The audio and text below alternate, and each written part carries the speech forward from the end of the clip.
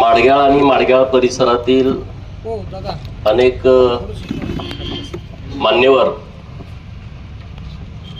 नव्यानं जत तालुक्याचं विभाजन होऊन माडगाळ हा नवीन तालुका झाला पाहिजे या मागणीसाठी उपस्थित आहेत। गेल्या 9 दिवसापासून इथं आंदोलन सुरू आहे। या आंदोलनाला भेट देण्यासाठी आपल्या जतचे प्रांत अधिकारी माननीय अजय कुमार नष्टे साहेब उपस्थित आहेत।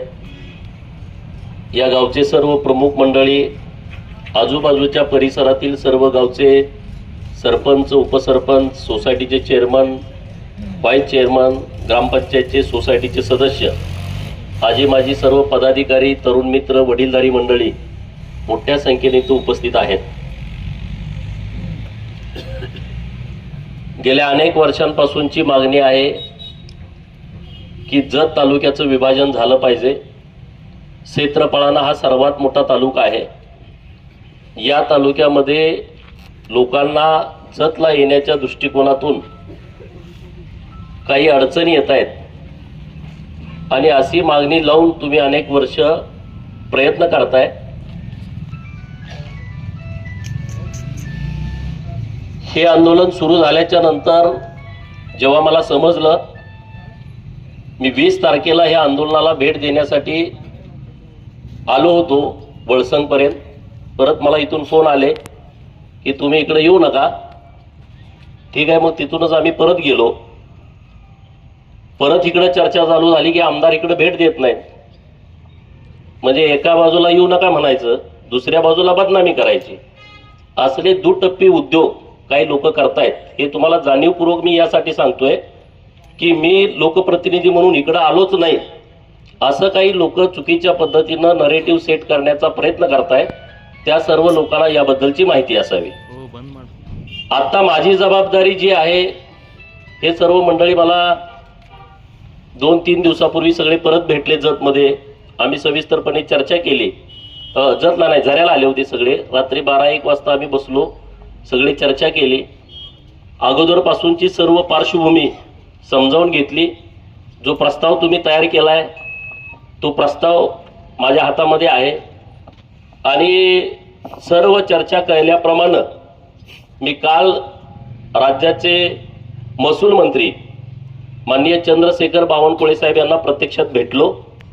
त्यांच्या कानावरती हा विषय घातला की माडगाळमध्ये अशा पद्धतीचं आंदोलन गेल्या 8 दिवसापासून सुरू आहे आणि लोकांची मागणी आहे, लोकांची भावना आहे की माडगाळ हा तालुका झाला पाहिजे। ही जी तुमची भावना आहे, तुमची जी मागणी आहे, ते सरकारपर्यंत पोहोचवण्याची जबाबदारी माझी होती, ती मी काल पूर्ण केलेली आहे। बाकीचे विषय तुम्हाला माहीत आहे। संकमध्ये अप्पर तहसीलदार आहे, नव्यानं उमदीचं अप्पर तहसीलदार मागणी आहे आणि एकूण आपल्या या सगळ्या दोन्ही अप्परमध्ये 51 गावं आहेत। आता तुमचा जो प्रस्ताव आहे त्यामध्ये 58 गावातल्या लोकांनी तुम्हाला ठराव दिलेत असं प्राथमिक दृष्ट्या दिसतंय। काही 2016चे ठराव आहेत, काही 2017चे आहेत, काही ग्रामसभांचे ठराव आहेत, काही मासिक सभांचे ठराव आहेत आणि 2017 नंतर परिस्थिती बदलली आहे। 2017 नंतर संकला अप्पर तहसीलदार कार्यालय झालंय आणि संकच्या अप्पर तहसील कार्यालयामध्ये आपल्या सर्व गावांचा समावेश आहे, त्यामध्ये ती 51 गावं आहेत। तर या सगळ्या गोष्टीचा विचार करून आपण जत तालुक्याचं विभाजन करताना, तालुका निर्मिती करताना माडगाळचा विषय विचारात घेतल्याशिवाय आपण कुठलाच निर्णय घेणार नाही, हे मी तुम्हाला अत्यंत जबाबदारीने सांगतोय।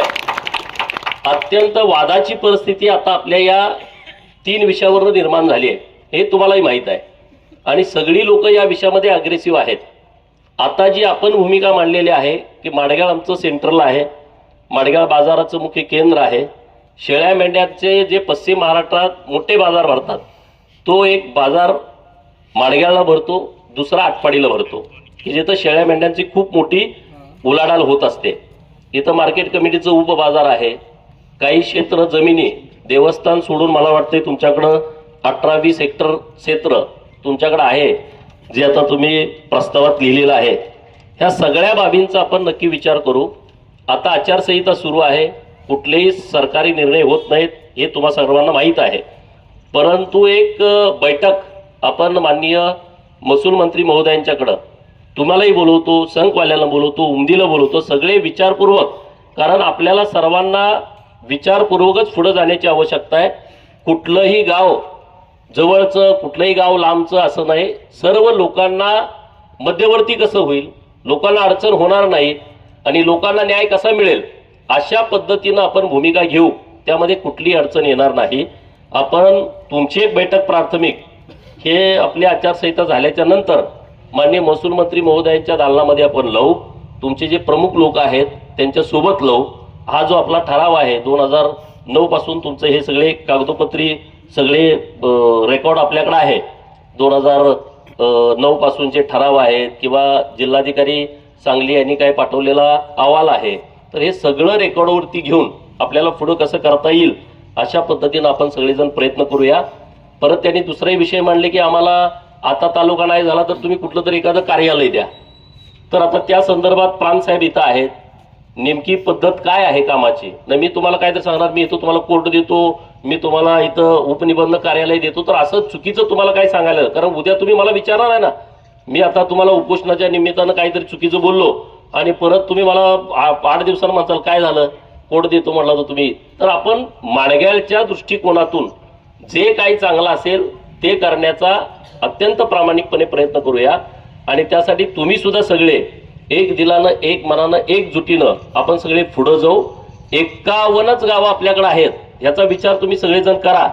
51 गावामध्ये तालुका कुणाला करायचा, परत अप्पर तहसील कुणाला करायचं, हे सगळ्या ज्या टेक्निकल अडचणी आहेत ह्या सुद्धा विचार आपल्याला सर्वांना करावा लागेल.